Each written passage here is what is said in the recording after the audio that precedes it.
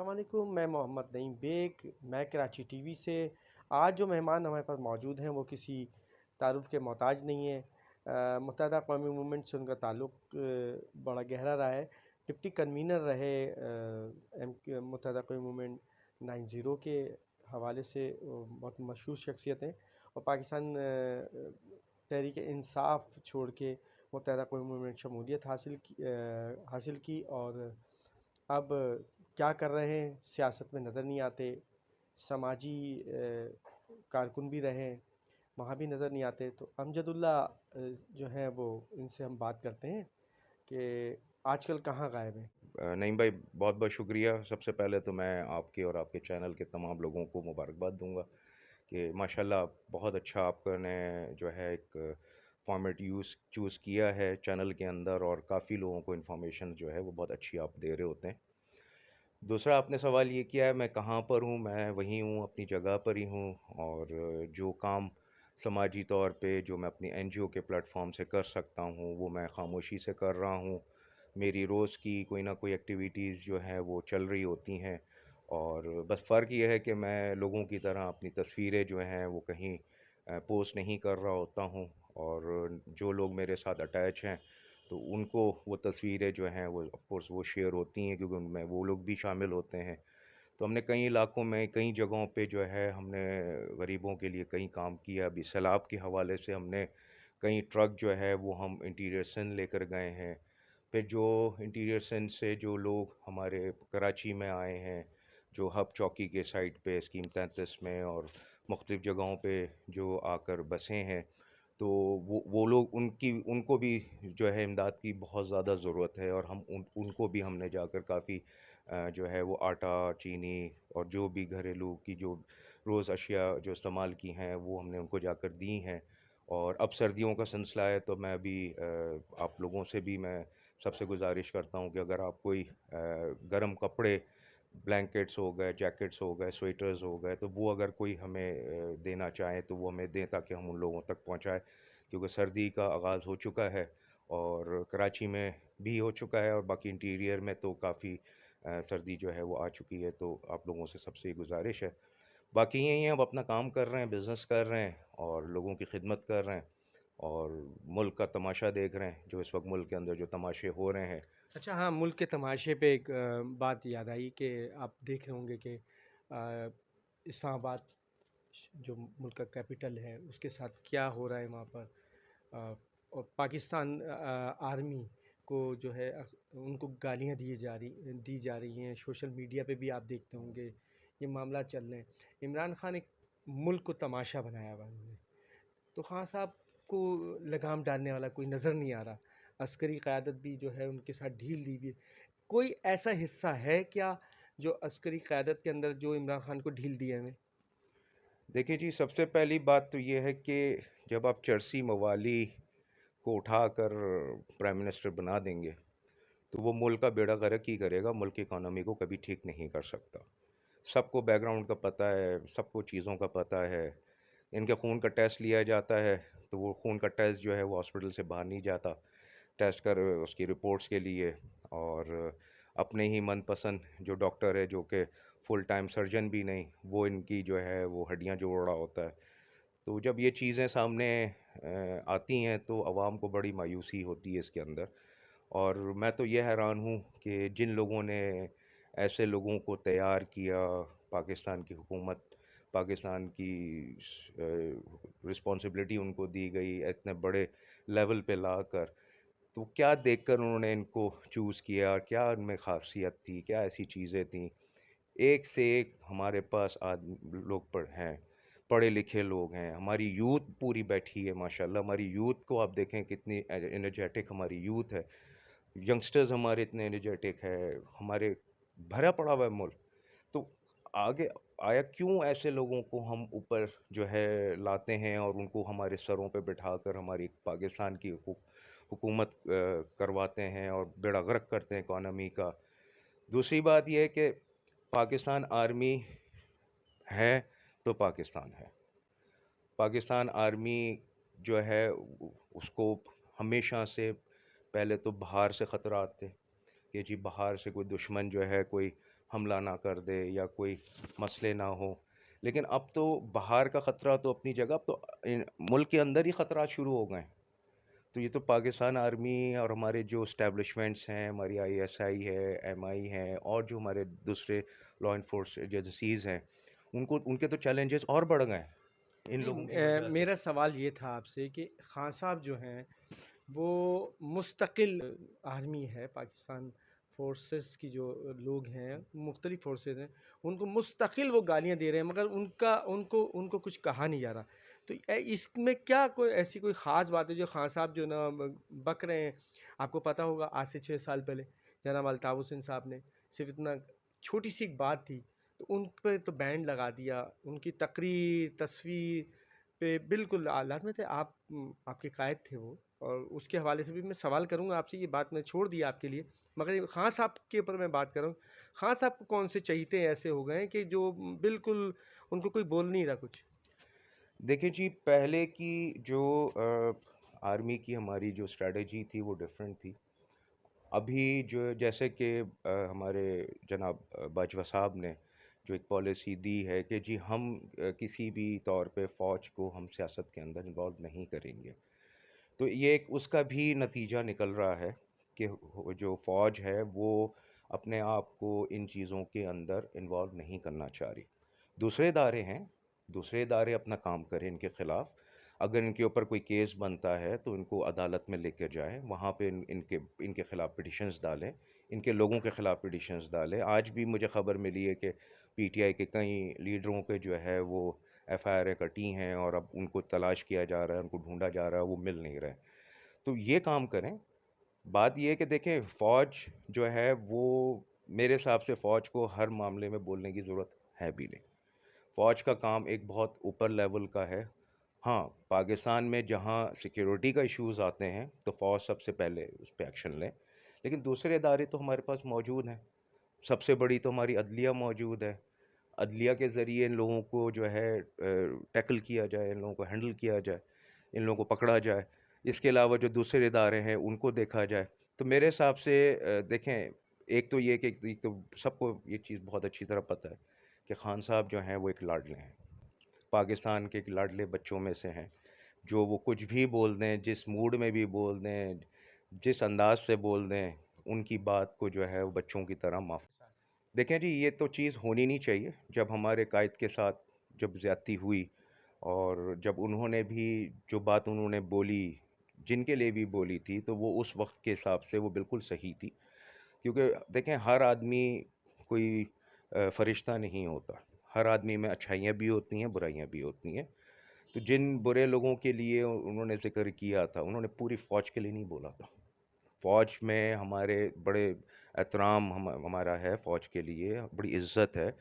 लेकिन बात ये कि देखें, जिस इदारे में भी अगर कोई गलत काम हो रहा होता है तो लोग ही आइडेंटिफ़ाई करते हैं उसको। लोग ही बताते हैं कि देखिए जी, आपकी जगहों पे जो है ये चीज़ हो रही है, आपका ये फ़लाना ऑफ़िसर ये काम कर रहा है। तो उसके ऊपर एक्शन होता है, उसकी इन्वेस्टिगेशन होती है, फिर उसके ऊपर काम होता है। तो बजाय वो इन्वेस्टिगेशन कराने के, बजाय उसके ऊपर कोई एक्शन लेने के, उन्होंने जो है वो रिवर्स एक्शन करना शुरू कर दिया और हम जैसे लोगों को और हमारे और जितने साथी हैं, कहीं को तो मिसिंग कर दिया, कहीं को मार दिया, कहीं को जो है वो पकड़ के सज़ाएँ दे दी गईं, कहीं के ऊपर केसेस जो है वो बना दिए गए। अब वो क्या हुआ, अब वो सारे केसेस में मेजॉरिटी लड़के जो हैं वो बाहर आ चुके हैं माशाल्लाह से, क्योंकि कोई चीज़ उन पे साबित हुई नहीं, ना ही वो कोई चीज़ थी। अभी पिछले 10 दिन के अंदर-अंदर पिछली जो पेशी हुई थी, उसके अंदर जो है वो 3 केसेस जो हैं भाई के, वो तकारीर के ऊपर थे, वो माफ़ कर दिए गए, उनको बरी कर दिया गया तमाम लोगों को। तो बात ये है कि जब बरी ही करना था तो भाई आप किसी और अंदाज़ से इसको टैकल करते। आपने ये काम कर दिया कि नहीं जी, महाजिर है या उर्दू स्पीकिंग है तो इसको जो है इस दबा दो, इसको तबाह कर दो, फाइनेंशियली इसको तबाह कर दो, इसको कोई तरीके की फैसिलिटी ना दो, ये चीज़ गलत है। अच्छा, ये आवाज़ जब मादत के साथ क्या नाम है, ये बताइए कि अल्ताफ़ हुसैन की आपने अभी बात करी, तो अल्ताफ़ हुसैन की गुंजाइश बनती है पाकिस्तानी सियासत के अंदर? देखें जी, अल्ताफ़ भाई की बिल्कुल पोजीशन है और माशाल्लाह से आपने अभी जो ज़मीं इलेक्शन हुए, जिसमें इमरान खान साहब ने किस तरह से सीटें जीत ली वो सबको पता है। तो उसमें जीत तो असल एमकेएम लंदन की हुई है, बाकी किसी भी जमात की जीत नहीं है। बायकाट जो हुआ तो उससे आपके सामने रिजल्ट आ गया कि लाखों वोटर था और चंद हज़ार वोट वहाँ पे दले, तो जीत तो हमारी वैसे ही हो गई है। दूसरी बात यह कि जो इस वक्त कराची सिंध की जो इस वक्त पोजीशन बनी हुई है, जो कराची की हालत बनी हुई है, जो इंटीरियर सिंध में शहरों की हालत बनी हुई है, कोई पूछने वाला नहीं है उनको, कोई उनके मसलों को हल करने वाला नहीं है। मैं तो इतना हैरान होता हूँ, 75 साल हो गए हम लोगों को माशाल्लाह से, लेकिन आज भी हम गटर के मामलों में फंसे हुए हैं जी। घर में बिजली नहीं आ रही है, घर में जी खाना पकाने के लिए गैस नहीं है, बाहर निकलो तो कोई ट्रांसपोर्ट अच्छी नहीं है, पुरानी पुरानी खटारा किस्म की बसें चल रही हैं। तो कब तक ये होगा? और इसका सिर्फ एक ही सोल्यूशन जो है वो अल्ताफ़ भाई हैं। जिस दिन वो कराची सिंध में वो आ गए तो माहौल बिल्कुल बदल जाएगा। पढ़े लिखे लोग होंगे हमारे साथ, अच्छी क़यादत होगी। जो कॉन्सेप्ट हम लोगों के दिमाग में है कि नहीं जी एमकेएम तो दहशतगर्द थी, बत्ताखोरी करती थी, वो बत्ताखोर जो थे वो सब आपके सामने आ चुके हैं। सबको पता चल गया कि कौन किसका क्या बैकग्राउंड था और कौन दो चप्पल की पट्टी में आया था और आज बड़ी बड़ी गाड़ियों में वो किस तरह से फिर रहे हैं, डिफेंस के अंदर कोठियाँ किस तरह से ले ली हैं। तो ये सारी चीज़ें अवाम को पता है। अब जो एमकेएम आएगी, जो जिस क़यादत जो है हमारे अल्ताफ़ भाई करेंगे, वो बिल्कुल एक नए लोगों के साथ आएगी। पढ़े लिखे सुलझे हुए लोग होंगे, जिनको करप्शन का कोई एलिमेंट उनको उनके अंदर नहीं होगा, कोई करप्ट लोग नहीं होंगे और पढ़े लिखे लोग होंगे। उस क़यादत को क्यों नहीं वेलकम करते हैं? दूसरी बात है कि जब जब एमकेएम थी, उस वक़्त कराची का माहौल कितना अच्छा बना था, पूरा कराची डेवलप हुआ था। फ्लाईओवर्स बने थे, रोडें बनी थी, नॉर्दर्न बाईपास बना, फ्रीवे बने, सारी चीज़ें बनी, एक एक चीज़ का ख्याल रखा गया। पानी का कोई मसला लोगों को इतना नहीं हो रहा था जितना अब हो रहा है। तो जब ये सारी चीज़ों को उस वक्त हैंडल किया था तो अब क्यों नहीं कर सकते? अब बिल्कुल कर सकते हैं, बल्कि उससे ज़्यादा बेहतर कर सकते हैं, क्योंकि अब अच्छे लोग आएंगे हमारे साथ। उस वक्त तो चलो फिर भी कोई लोगों ने इल्ज़ाम लगा दिया कि जी फ़लाने ने जो है पुल बनाए तो उसने इतने पैसे जो है वो करप्शन कर लिए, ये कर लिए। अब तो वो भी एलिमेंट नहीं होगा। तो अच्छे लोग आएंगे। भाई की सियासत हमेशा से इम्पॉर्टेंट रही है कराची के अंदर, सिंध के अंदर। और जो हमारे उर्दू स्पीकिंग लोग हैं उनके लिए एक बहुत बड़ा सहारा थे वो। आज वो सहारा हमारे ऊपर नहीं है। अच्छा, सवाल जो है ना पाकिस्तान पीपल्स पार्टी से आजकल आप सुन रहे होंगे कि जरदारी साहब जो ईंट से ईंट बजा रहे थे इस्टेब्लिशमेंट की, आज वो जो है वो मेंढकी को ज़ुकाम भी हो गया है और वो इस्टेब्लिशमेंट के बड़े गीत गा रहे हैं और वो आँखें निकाल लेंगे। और अगर किसी ने कुछ कहा फ़ौज को, हमारी पाकिस्तान फ़ौज को, तो ये जो मेंढकी को ज़ुकाम हुआ है, तो ये कौन सा ज़ुकाम है? क्या पाकिस्तान पीपल्स पार्टी जो है अब क्या इस्टेब्लिशमेंट से मिलके मज़ीद 5 साल के लिए कराची का बेड़ा गर्क करने के लिए बैठी है क्या? देखें जी, बात तो ये है कि जब किसी को टीका लगता है ना तो आवाज़ फिर ऐसी ही आती है। इनको टीका लगा दिया गया है तो अब ये तारीफ़ें कर रहे हैं। जब टीका नहीं लगा था तो उस वक्त ये हर कोई बहुत बुरा था। दूसरी बात है कि पीपल्स पार्टी कभी भी कराची, हैदराबाद और दीगर शहरों के अंदर कभी आज तक इसने काम नहीं किया। बजाय इसके कि सिर्फ कागज़ी कार्रवाई करके पैसे लेकर लूटमारी की इन्होंने और कुछ भी नहीं किया। अभी भी यही हाल है कराची में। जो रोडें बन रही हैं, जो बनी थीं, वो उनका आप हाल देखें इस वक्त क्या हुआ हुआ है। गटरों का हाल देखें आप इस वक्त क्या हुआ हुआ है। क्या इनके लोग, इनके सियासी लोग उस इलाके में मौजूद नहीं हैं? क्या उनको नज़र नहीं आ रहा कि उनके जो लोग हैं वहाँ रह रहे हैं, उनको क्या मसले मसाइल चल रहे हैं? नहीं हल करेंगे ये लोग। ज़रदारी साहब माशाल्लाह से बहुत ज़हीन हैं, बहुत समझदार आदमी हैं, बहुत समझदार सियासतदान हैं। वो टीके के साथ ही चलते हैं, जो टीका उनको लगता है उसी हिसाब से वो उनका सिस्टम जो है वो चलता है। अब वो ये चाह रहे हैं कि जी अगले 5 साल 6 साल जो है वो बिलावल भुट्टो को जो है वो क़यादत दी जाए।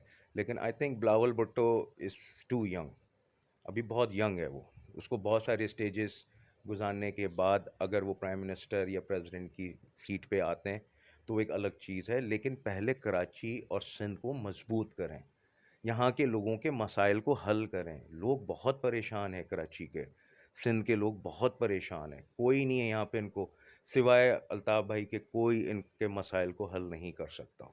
अमजदुल्ला से जो है हमने सवाल किया था कि मुस्लिम नून का मुस्तकबिल क्या है। मरीम नवाज़ जो है लाजमत इस टाइम लंदन में है। मियाँ नवाज़ शरीफ जो है पाकिस्तान आने की तैयारियां हैं उनकी। उनकी सियासत को कहाँ देखते हैं आप? अच्छा, शहबाज शरीफ जो है वज़ीर आज़म है। अब न्यू इलेक्शन होने जा रहे हैं कि हम शहबाज शरीफ दोबारा वज़ीर आज़म बनेंगे या नवाज़ शरीफ को मौका दिया जाएगा या मौका मिलेगा। लाजमत आवाम जो है पंजाब की बहुत ज़्यादा नवाज़ शरीफ को पसंद करती है। उसके हवाले से भी अमजदुल्ला से पूछूंगा। दूसरा ये कि बिज़नेस कम्युनिटी से जो है ना अमजदुल्ला का बड़ा गहरा ताल्लुक़ है। हम उस पर भी बात करेंगे इनसे। देखें जी, बात यह है कि हमारे पाकिस्तान के अंदर जो है ना, एक बड़ा एक अजीब सिस्टम चल रहा है कि जी ख़ानदान, एक ही ख़ानदान जो है वो सियासत के अंदर है और बाकी लोगों की गुंजाइश जो है वो नहीं बन पाती है। तो नून का भी यही सिलसिला है कि जी वो उनकी बस ख़ानदान जो है वो एक सियासत में आया हुआ है और किसी और को जो है एंट्री जो है वो ना होने देते हैं, और कोई करना भी चाहता है तो उसके मसले मसाइल उसके लिए क्रिएट करते हैं। बात यह है कि देखें जी, जब इन लोगों को नज़ला होता है तो दवाई लेने ये लंदन जाते हैं। तब इनका लंदन आना जाना तो ऐसा है जैसे हम अपने घर से ऑफ़िस या ऑफ़िस से हम घर आते हैं। तो अब मरियम जो गई हैं वहाँ पर, तो उनकी भी बहुत सारी रीज़न्स हैं। एक तो उनकी वो फेस सर्जरी है, उसको भी उनको ट्रीटमेंट का वो करवाना था, वो भी गई हैं उसके लिए भी। दूसरा ये कि उनको कुछ थ्रेट्स भी थी पाकिस्तान के अंदर कि जी उनके साथ कुछ सिलसिला जो है वो हो सकता है, तो वो इस वजह से भी गई हैं। लेकिन ये है कि बहरहाल नवाज़ शरीफ साहब से जो है और शहबाज शरीफ साहब से जो है लोगों को बड़ी उम्मीदें हैं, और वो ये ख़ास तौर पे हमारी बिज़नेस कम्युनिटी को बहुत उम्मीदें हैं कि वो बिज़नेस को जो है कुछ सही रिवाइव करवाएंगे। बिज़नेस जो हमारी फैक्ट्रियां बंद हो गई हैं तो उनको दोबारा जो है कोई ऐसी पॉलिसियां देकर उनको दोबारा रिवाइव करेंगे। तो नून से तो यही एक्सपेक्टेशन है, जो पिछले इन्होंने सालों में जो अपनी हुकूमत में किया है उससे ज़्यादा वो कुछ कर नहीं सकते। अपने प्रॉपर्टियां, अपनी बैंक बैलेंसेस को पहले वो देखेंगे, अपनी ऐश व आराम को पहले देखेंगे, फिर बाद में अवाम का वो कुछ सिलसिला देखेंगे। अच्छा, क्या नाम है, एक तो ये है कि आप गिरफ्तार हुए, जेल गए। जेल जाने के बाद जो है आप बिल्कुल आउट हो गए, सियासत से आउट हो गए। क्या इस दौरान एमकेएम लंदन के जो ज़िम्मेदारान हैं या डायरेक्टली में अल्ताफ़ हुसैन साहब ने आपसे रब्ता करने की कोशिश की, या उन्होंने रब्ता किया, या आपने कोशिश की, या नहीं? देखें जी, जब मैं जेल गया था और जेल के बाद जो है मैंने जो अपना एक बयान दिया था कि जी मेरा किसी पार्टी से ताल्लुक़ नहीं है, तो वो बयान भी आपको पता है कि किस तरीके से मैंने दिया था और क्या वजूहत थी। हुँ।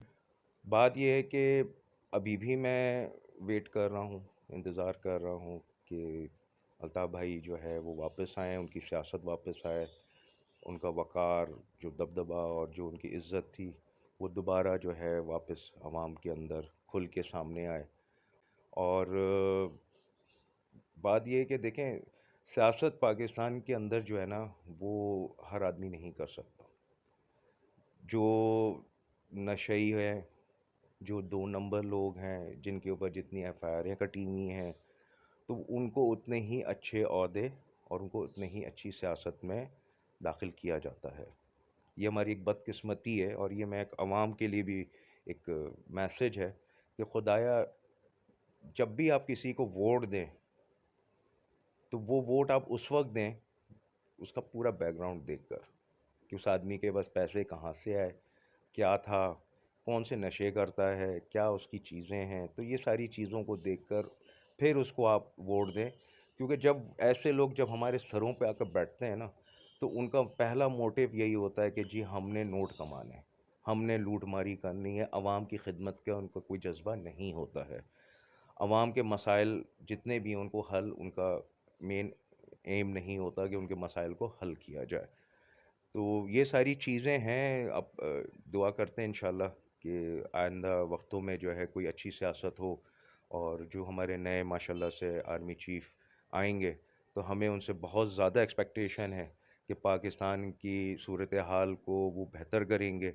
बेशक वो डंडे के ज़ोर पे करें, डेमोक्रेसी के ज़ोर पे करें, लेकिन ऐसा करें कि हर आदमी का घर का चूल्हा आराम से जल सके, हर आदमी के पास नौकरी मौजूद हो, आपके कारोबार चलें, आपकी सनतें चलें। जब जिस मुल्क की सनतें नहीं चलती हैं तो उनका तो डाउनफॉल ही होता है। और हम तो इतने, खुदा ने हमें इतने वसाइल, इतने चीज़ें हमें अल्लाह ने अता की हैं इस मुल्क के अंदर, इतने ज़खायर हमारे पास मौजूद हैं कि हम उनको ही सही तरीके इस्तेमाल करें तो हम तो कहाँ से कहाँ पहुँच जाएं। अच्छा, एक चीज़ और बड़ी मैं मुस्तफ़ा कमाल पे याद आई मुझे। कमाल साहब कहने लगे कि मैंने इस मुत्तहदा कौम मूवमेंट, अल्ताफ़ हुसैन साहब जो उनकी पार्टी को बड़ी खिदमत करी, मैंने बहुत, मेरे ख्याल में खिदमत के बाद सबसे ज़्यादा गालियाँ भी उन्होंने दी अल्ताफ़ हुसैन को। ये सही था, सियासत में ऐसा होना चाहिए कि जो आपका मौसिन हो आप उसको गालियाँ बकते फिरें। एक ये सवाल है। और मुत्तहदा कौम मूवमेंट पाकिस्तान और MKM हकीकी, PSP, इनका क्या मुस्तकबिल है अगर अल्ताफ़ हुसैन को ऑन कर दिया जाए तो? देखें जी, बात तो सारी ये है कि मुस्तफ़ा कमाल को कौन जानता था पहले। ये तो अल्ताफ़ भाई की वजह से इसको सीटें भी मिली, इसको शोहरत भी मिली, और इसको उस मकाम पे लेकर गया जिस मकाम पे उसने सोचा भी नहीं था कि वो कभी जा सकता है। तो ये एहसान तो मेरे ख़्याल से इंसान को नहीं भूलना चाहिए कि किस आदमी ने उसको कहाँ से और कहाँ लाकर उसको बिठाया। और जब आपको माशाल्लाह एक अच्छी पोजीशन और एक इज़्ज़त आपको जब मिलना शुरू हुई, तो मेरे हिसाब से तो आपको फिर उनको गालियाँ नहीं देनी चाहिए थी।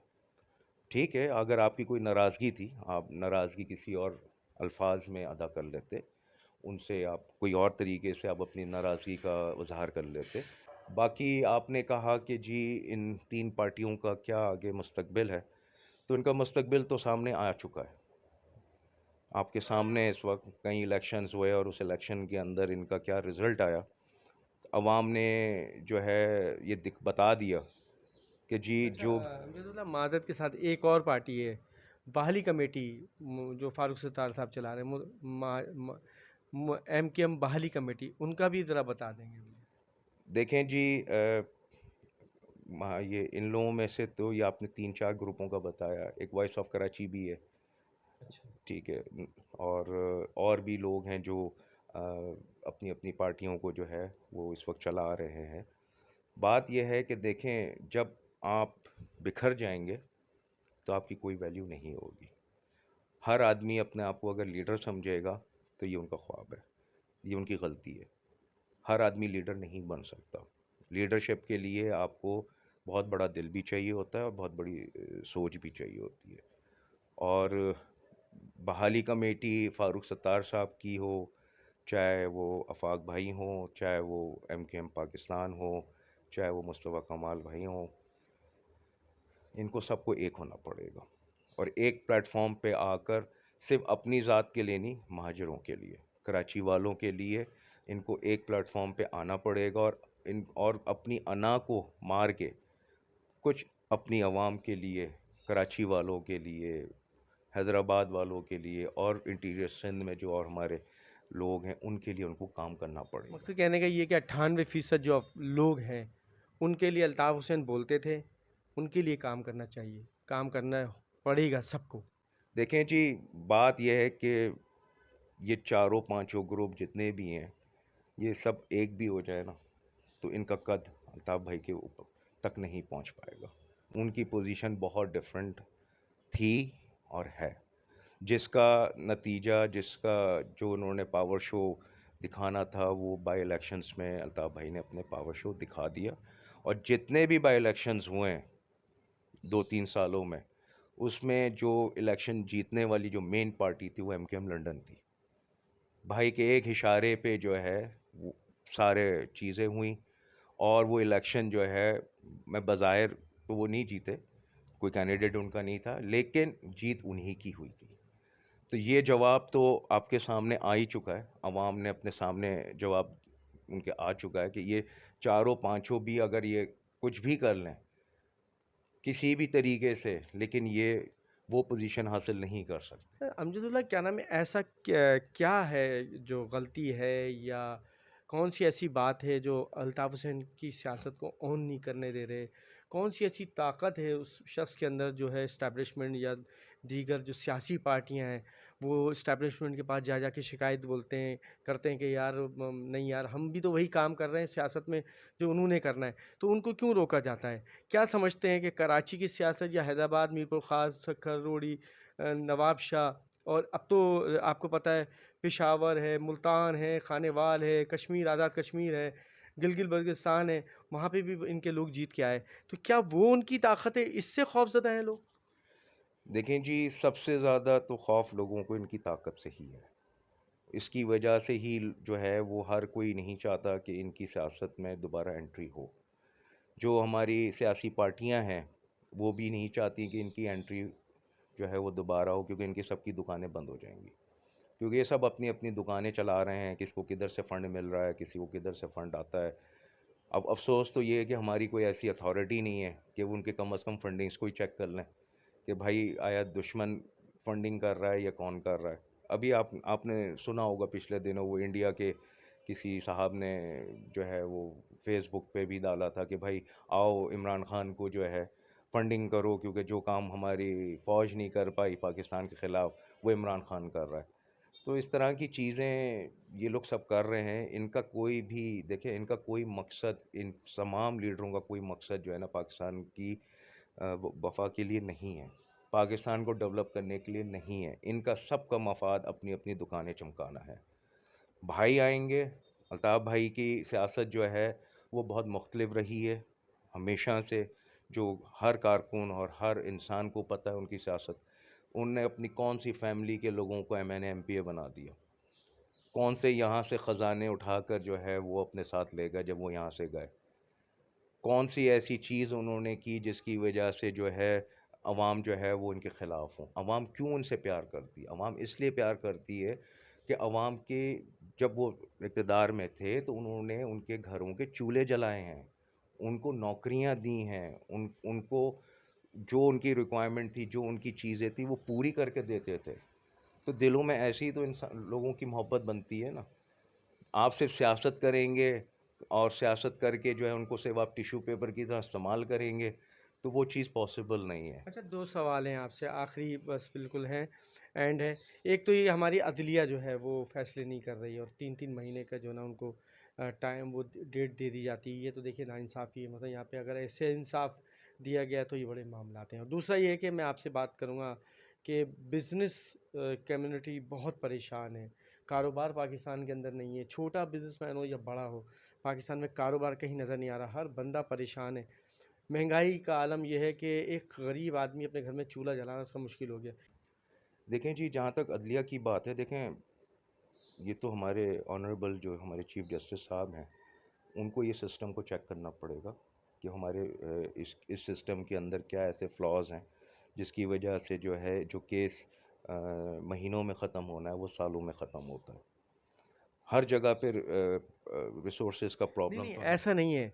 देखिए, इमरान खान साहब का केस आया तो रात ही रात कोर्ट खुल गया और काम उनका वो हो गया और उनको रिलीफ मिल गया। अल्ताफ़ हुसैन की जब बात आई तो उनको 3 महीने का डेट दे दी गई। तो इंसाफ नज़र नहीं आ रहा ना, बराबरी की बुनियाद पे इंसाफ नज़र नहीं आ रहा। आप समझते हैं कि ये जो अभी निसार पवर ने पटिशन लगाई थी, 3 महीने का उनको टाइम दे दिया गया, डेट दे दी गई, तो ये अब फिर शनाख्ती कार्ड और पासपोर्ट के पीछे आप देख लें कि उनको डेट दी जा रही है। उसमें डेट देनी चाहिए, एक पाकिस्तानी शहरी है और वो ये कह चुके हैं कि पाकिस्तानी शहरी हूँ मैं। तो ये इंसाफ तो नहीं हुआ ना दोस्त। देखें जी, पाकिस्तानी शहरी तो वो हैं और उनका पूरा हक है कि उनको शनाख्ती कार्ड भी दिया जाए, उनको पासपोर्ट भी इशू किया जाए। ये कुछ सियासी प्रेशर्स हैं जिसकी वजह से ये फ़ैसले जो हैं वो महीनों में डाल दिए जाते हैं, और इसी वजह से जिसका काम करना होता है तो रात को कोर्ट खोल के जो है वो ऑर्डर निकाल दिए जाते हैं। तो ये सारी सियासत इसके अंदर इन्वॉल्व हैं। मैं वही इसलिए मैंने पहले भी अर्ज़ किया कि अच्छे लोगों को सियासत में लेकर आएँ। चरसी मवाली और इस तरह के गंदे लोगों को अगर आप सियासत में लाएंगे तो आप भूल जाएं कि आपको कोई इंसाफ मिलेगा, भूल जाएं आपको कोई हक मिलेगा, भूल जाएं कि आपकी कोई काम जो हैं वो आपके पूरे होंगे, भूल जाएं कि आपका कोई कारोबार चलेगा। इसके अलावा आपने मुझसे पूछा कारोबार के हवाले से, तो देखें मेरा बड़ा अच्छा ताल्लुक़ है बिज़नेस कम्युनिटी से और मैं तकरीबन हर रोज़ मेरा इंटरेक्शन जो है वो कई फंड्रेशन में और चैम्बर्स में और एसोसिएशंस में के लोगों के साथ हो रहा होता है। बात यह है कि गवर्नमेंट ने तो जो पॉलिसियाँ बनाई वो पॉलिसियाँ फ्रेंडली नहीं हैं। आप बिज़नेसमैन के साथ बैठें और जेन्युइन बिज़नेसमैन के साथ बैठें, उन लोगों के साथ ना बैठें। देखें बिज़नेसमैन में भी कैटेगरीज़ हैं, हमारे जो बिज़नेस करने वाले लोग हैं उनमें भी कैटेगरीज़ हैं। एक वो कैटेगरी है जो मैन्युफैक्चरर हैं पाकिस्तान के अंदर, एक वो कैटेगरी है जो तिजारत करते हैं, इंपोर्ट एंड एक्सपोर्ट करते हैं, एक वो कैटेगरी है जो हमारे दुकानदार रिटेलर्स हैं। इन सब से आप अलग अलग मीटिंग्स करें। आप पहले मैन्युफैक्चरर जो हैं उनसे तो आप पहले पूछें कि उनके साथ क्या प्रॉब्लम्स आ रही हैं। आपने बिजली इतनी महंगी की हुई है, आपने मिनिमम वेज जो है लेबर की वो आपने इतनी बढ़ा दी है, तो कॉस्ट ऑफ प्रोडक्शन जो है वो तो ऑलरेडी बढ़ गई है हमारे पास। तो हम कैसे compete करेंगे इंडिया के साथ, हम कैसे compete करेंगे चाइना के साथ जो आपके बॉर्डर के साथ ही बैठे हुए हैं, हम कैसे उनसे compete करेंगे। देखें हमेशा याद रखें, मुल्क के अंदर इन्वेस्टर्स जब तक नहीं आएगा, लोकल या बाहर का, इंडस्ट्रियां नहीं लगेंगी, वो मुल्क कभी भी तरक्की नहीं कर सकता। आपको इंसेंटिव देना पड़ेगा इन्वेस्टर्स के लिए। जो वो प्लांट या मशीनरी पाकिस्तान में लगाना चाह रहा है उसको आप ड्यूटी फ्री करें, ड्यूटी फ्री करें। अभी हम प्लांट और मशीनरी लगाते हैं तो उस पर जी सेल टैक्स भी लग रहा है, विद होल्डिंग भी लग रहा है, फिर उसके अंदर पोर्ट चार्जेस भी लग रहे हैं फलाना। तो भाई वो जो प्लांट आ रहा है, अगर वो सपोज़ 5 करोड़ रुपए का प्लांट है तो ड्यूटियाँ शूटियाँ लगा कर ये सब करके ये तो 7-8 करोड़ रुपए का तो प्लांट हो गया। तो क्यों हम ये काम नहीं करते कि हम उनको वेलकम करें कि जी आप आइए हमारे मुल्क में इन्वेस्टमेंट करें।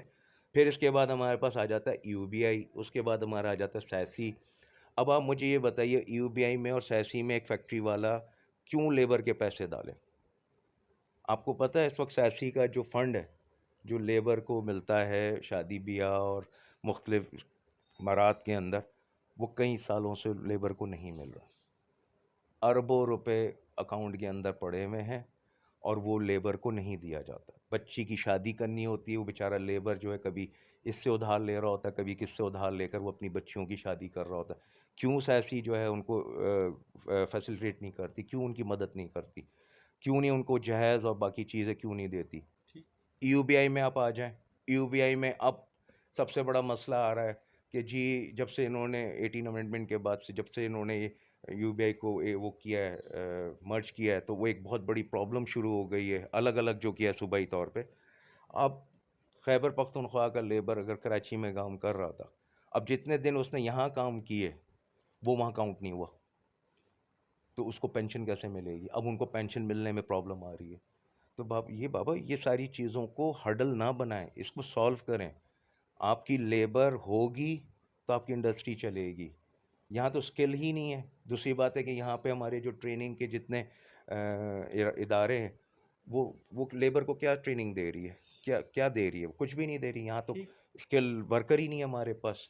अ, जी ये क्या नाम है, अमजदुल्ला थे लाजमा थे, इनसे मैंने सियासत, समाजी और बिज़नेस के ऊपर बात हुई। इंशाल्लाह ताला सेकंड इनके साथ नशिस्त होगी और फिर जो थोड़ी बहुत रह गई हैं बातें फिर उस पे भी डिस्कस करेंगे इनसे। और मुझे इजाज़त दिए मोहम्मद नईम बेग को। इंशाल्लाह किसी और मेहमान के साथ मुलाकात होगी। अल्लाह हाफ़िज़।